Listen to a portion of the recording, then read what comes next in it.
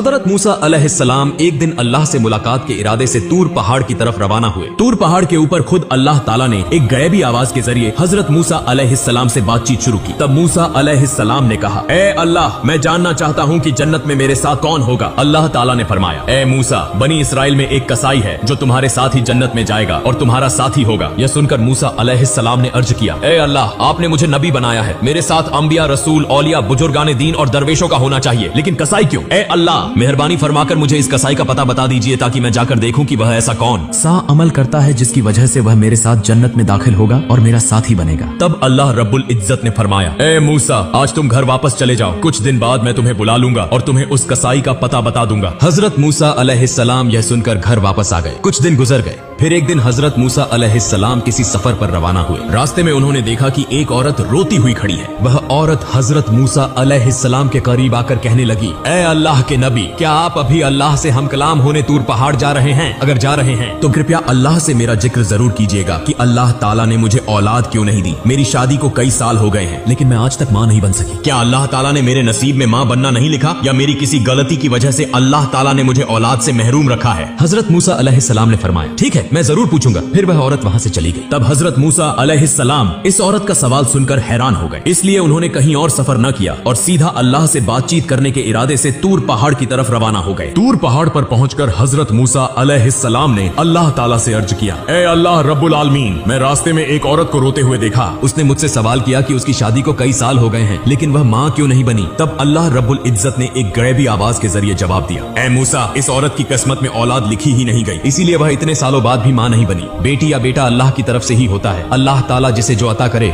वही उसे नसीब होता है। यह सुनकर हजरत मूसा अलैहिस्सलाम वापस घर रवाना हुए। रास्ते में उन्हें वह औरत याद आई तो वह सीधा उसके घर चले गए। औरत हजरत मूसा अलैहिस्सलाम को देखकर हैरान हुई और पूछने लगी, ए अल्लाह के नबी, क्या आपने अल्लाह ताला से मेरे सवाल का जवाब मालूम कर लिया? हजरत मूसा अलैहिस्सलाम ने फरमाया, हाँ, मैं जान चुका हूँ। अल्लाह ताला ने फरमाया है कि तुम्हारी किस्मत में औलाद लिखी ही नहीं गई, इसीलिए तुम कभी माँ नहीं बन सकोगी। यह सुनकर औरत की आंखें आंसुओं से भर गईं और वह झारो कतार रोने लगी। हजरत मूसा अलैहिस्सलाम वहाँ से चले आए। चंद दिनों बाद एक बुजुर्ग फकीर उस औरत के घर आया और कहने लगा, क्या घर में कोई मौजूद है? मैं एक फकीर हूँ, कई दिनों से भूखा हूँ, बराए करम अल्लाह के वास्ते मुझे कुछ खाने को दे दो, बेशक अल्लाह ताला तुम्हारी नियत पूरी करेगा। फिर उस औरत ने फकीर की बात सुनकर उसे अपने घर आने दिया और उसे 4 रोटियां खाने के लिए दी। इसके बाद औरत ने कहा, आप तो अल्लाह के बंदे हैं, बराए करम अल्लाह ताला से मेरे लिए दुआ करें कि वह मुझे औलाद अता करे। फकीर ने रोटियां खाने के बाद दुआ की और वहाँ से चला गया। यह वाकया गुजरे कुछ साल हो गए। एक दिन हजरत मूसा अलैहिस्सलाम दोबारा कहीं सफर कर रहे थे। जब वह उस औरत के घर के करीब से गुजरे तो उन्हें वह याद आ गई। तब हजरत मूसा अलैहिस्सलाम उसके घर के करीब गए और देखा कि वह औरत एक छोटे से बच्चे के साथ खुशी खुशी खेल रही थी।